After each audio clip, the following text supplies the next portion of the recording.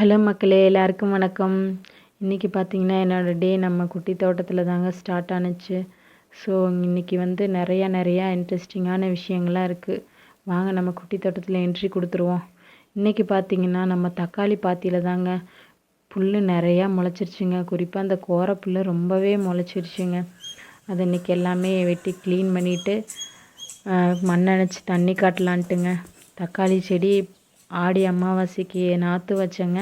இப்போ க்ரோத்து நல்லாவே இருக்குங்க. இப்போ பூ வைக்க கூட ஸ்டார்ட் ஆகிருக்கு. ஸோ அதனால் இன்றைக்கி கொஞ்சம் உரம்லாம் கொடுத்துட்டு தண்ணி காட்டினா இன்னும் நல்லா இருக்குன்ட்டு சொல்லிவிட்டு இன்றைக்கி ஒர்க்கு காலையிலே ஸ்டார்ட் பண்ணியாச்சுங்க. அது நம்ம குட்டி தோட்டத்தில் அணில் குருவி எல்லாம் காலையிலே சூப்பராக சத்தம் போட்டுட்டு இருக்குது. அதை கேட்டுக்கிட்டே ஒர்க் பண்ணுறதுக்கு ரொம்ப ஜாலியாகவும் இருந்துச்சுங்க. அதுவும் இல்லாமல் மார்னிங் டைமில் இது மாதிரி நம்ம குட்டி தோட்டத்தில் ஒர்க் பண்ணும்போது நம்மளுக்கு ஒரு எக்ஸசைஸாகவும் இருக்குங்க.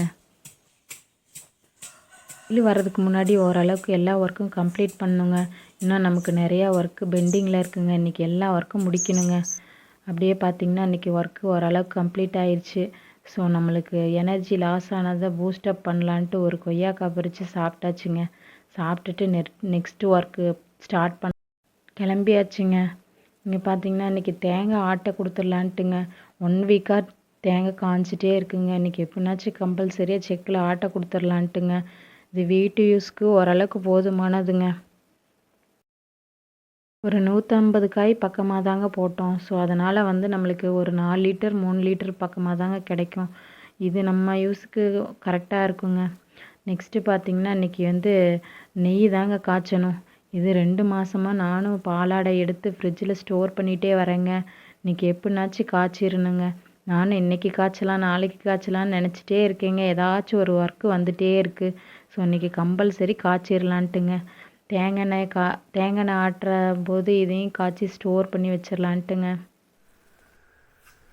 நம்ம நெய் காய்ச்சறது வீட்டிலே ரொம்ப சுலபமாக இருக்குங்க. அந்த பாலாடை வச்சு பார்த்திங்கன்னா மிக்சியில் எடுத்துகிட்டு நம்ம பாலாடை எடுத்து வச்சோம் இல்லைங்களா, அதை எடுத்து மிக்சி ஜாரில் போட்டு கோல்டு வாட்டரும் கொஞ்சம் நார்மல் வாட்டரும் நல்லா மிக்ஸ் பண்ணிவிட்டு நல்லா மிக்சியில் நல்லா ஹை ஸ்பீடில் ஒரு 4-5 டைம் நல்லா ஓட்டும் போதே நமக்கு நல்லா வெண்ணெய் செப்பரேட் ஆகி வந்துடுதுங்க. அதுவும் கோல்டு வாட்டர் ஊற்றும் போது இன்னுமே செப்பரேட் ஆயிடுதுங்க. இப்போ எக்ஸாக்டாக ஒரு மார்னிங் டைம் பண்ணினோம்னா இன்னும் நம்மளுக்கு நல்லாவே ரிசல்ட் கிடைக்குதுங்க.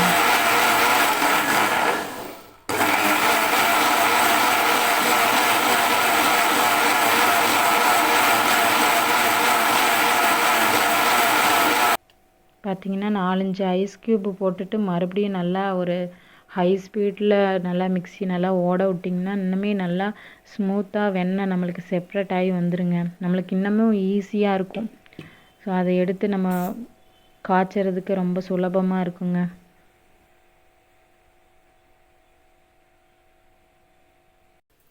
இப்போ பார்த்திங்கன்னா உங்களுக்கே தெரியும் வெண்ணெய் நல்லா எப்படி செப்ரேட் ஆகி சூப்பராக வந்திருக்குன்னு. நல்லா சாஃப்டாக இருக்குங்க. அதை ஒரு நல்ல கோல்டு வாட்டரில் ஒரு பவுலில் ஊற்றி அதை 2-3 டைம் நல்லா வாஷ் பண்ணி எடுத்துட்டோம்னா அந்த பால் எக்ஸ்ட்ரா இருக்கிறதெல்லாம் ரிமூவ் ஆகிட்டுங்க. நம்ம வெண்ணெய் காய்ச்சும் போதுமே அந்த பாலோட ஸ்மெல் இல்லாமல் நல்லா நீட்டாக அந்த நெய் ஸ்மெல்லு சூப்பராக வருங்க. ஸ்டார்டிங் காய்ச்சும் போது அந்த பால் ஸ்மெல்லு வருங்க. அப்புறம் காய்ச்ச அப்படியே பார்த்திங்கன்னா நெய் ஸ்மெல்லு அவ்வளோ வாசமாக கமகமன்னு இருக்குங்க. இப்போ பார்த்திங்கன்னா ஓரளவுக்கு கரைஞ்சி வந்துகிட்டே இருக்குங்க வெண்ணெய். இப்போ பார்த்திங்கன்னா அப்படியே மெதுவாக வெண்ணெய் கரையுது அப்படி சொல்லுவாங்கள்ல, அந்த மாதிரி சூப்பராக கரைஞ்சிதுங்க. இப்போ பாருங்கள் ஒரு 50% பக்கமாக வெண்ணெய் நல்லா கரைஞ்சி வந்துருச்சுங்க. இது பார்த்திங்கன்னா காய்ச்சும் போது நம்ம அடுப்பை வந்து ரொம்ப கம்மியான தீயில தாங்க வச்சு பண்ணணும். அப்போ தாங்க ஒரு நல்ல ஒரு கரெக்டான கன்சிஸ்டன்சிக்கு கிடைக்கும் நம்மளுக்கு. இப்போ பார்த்திங்கன்னா ஆல்மோஸ்ட் நல்லா பாயில் ஆகுது. இதில் இப்பயே பார்த்திங்கன்னா நெய் கொஞ்சம் கொஞ்சமாக அப்படியே செப்ரேட் ஆகி வரும். அந்த பாலாடை அதெல்லாம் வந்து திரியாக அப்படியே திரிஞ்சு வருங்க. நல்லா கொதிச்சிக்கிட்டு இருக்கும்போது அப்படியே கிண்டி விடணுங்க. நல்லா கொதிச்சிட்ருக்கும்போது இந்த கேப்பில் நம்ம போய் தேங்காய் ஆட்டை கொடுத்துர்லாங்க.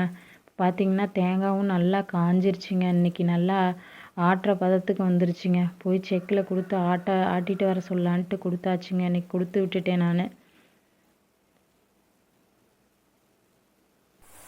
இப்போ பார்த்திங்கன்னா இப்போ நம்மளோட நெய் பார்த்திங்கன்னா ஆல்மோஸ்ட்டு ஓரளவுக்கு நல்லா திரிஞ்சு வந்துருச்சு. இப்போ பார்த்திங்கன்னா அந்த திரியாக வந்திருக்கு இல்லைங்களா, அந்த பாலாடை இதெல்லாம் நல்லா திரிஞ்சிருந்துச்சு.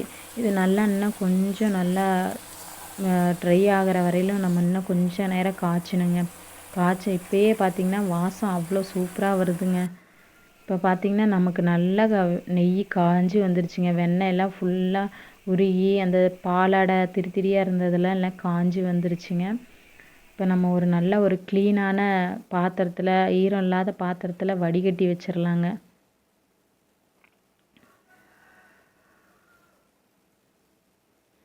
நம்ம என்ன தான் நம்ம கடையில் காசு கொடுத்து நெய் வாங்கினாலும் வீட்டில் நம்மளே இது போல் நம்ம கைப்பட செய்கிறதே தனி ஒரு இது தாங்க.